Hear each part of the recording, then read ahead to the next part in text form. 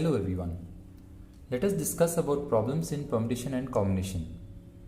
We will learn the entire topic by discussing the type of problems we encounter in permutation and combination. The first type of problem involves forming groups, which is a direct combination problem, and we can use the NCR formula to solve the problem. The second and third type of problem involves forming multiple groups while satisfying conditions. We have to add selections if we have to choose from one or another group, and we have to multiply the selections if we have to select from two or more different groups. Please see the examples for practice.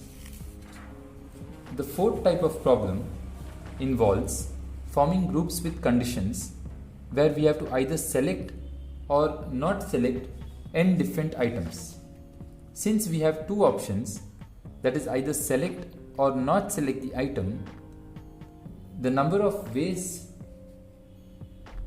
of selecting 0 or more things from n different things is 2 power n.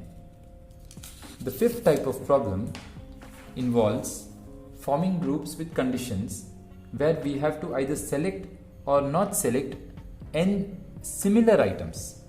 We can use the formulae as given in the table to solve the problem.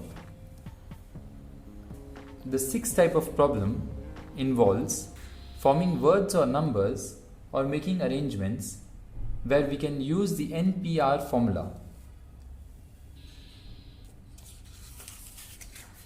The seventh and eighth type of problem involves addition and multiplication of permutations respectively.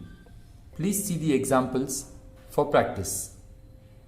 The ninth type of problem involves placing items as per condition given in the problem and permutation amongst the placed items if required. The 10th type of problem involves grouping items as per condition given and permutation amongst the group items if required. The 11th type of problem involves giving or dividing distinct items where all items can be given to one recipient and all the things should be given. To solve the problem, we can use the formula, which is number of recipients to the power of number of distribution items. The 12th type of problem involves giving or dividing distinct items where all items cannot be given to one person and all items should be given. We can use the formula which is given in the table to solve these problems. The 13th type of problem involves giving or dividing distinct items where all items cannot be given to one person and everyone gets at least one item and all items should be given. We can use the formula as given in the table. The 14th type of problem involves giving or dividing identical items where all items can be given to one recipient and all things should be given. We can use the formula as given in the table. The 15th type of problem involves giving or dividing identical items when all items cannot be given to one recipient and everyone gets at least one item and all items are to be given.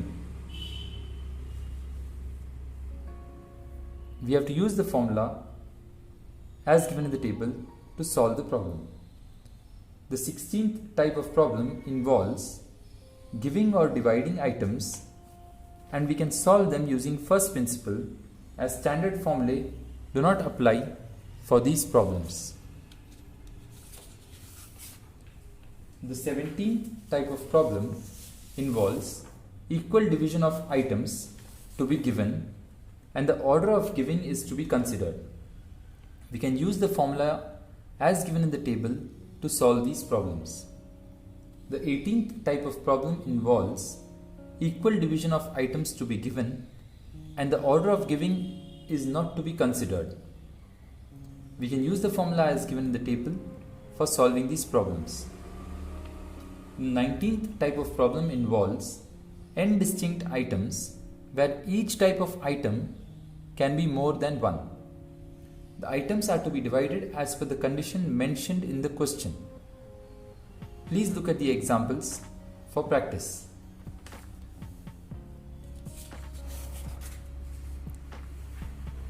The 20th type of problem involves formation of groups in circle.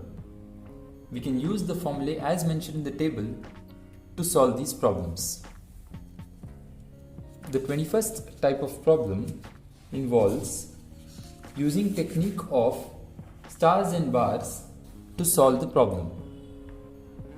We have to use this technique when we have to count the number of ways to group objects, or when the sum of items is given and we have to find the number of ways the sum can be obtained.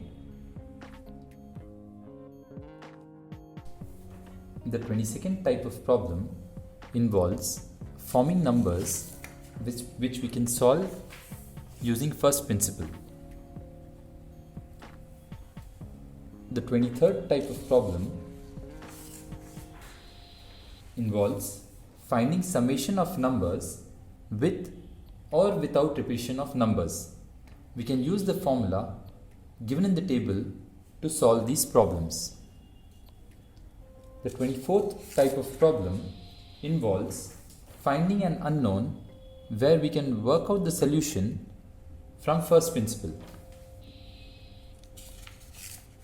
The 25th type of problem involves finding solution from first principle. Please look at the examples for practice.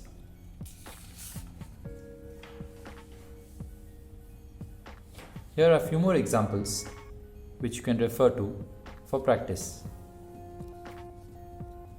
The 26th type of problem are derangement problems. Derangements are number of arrangements of objects such that no object goes to its specified position. We can use the formula as mentioned in the table or use first principle to arrive at the solution. The 27th type of problems are to find the rank of a word. We have to find the position of a word when all permutations of the word are written in alphabetical order. Please refer to the examples for method to solve these problems. Thank you.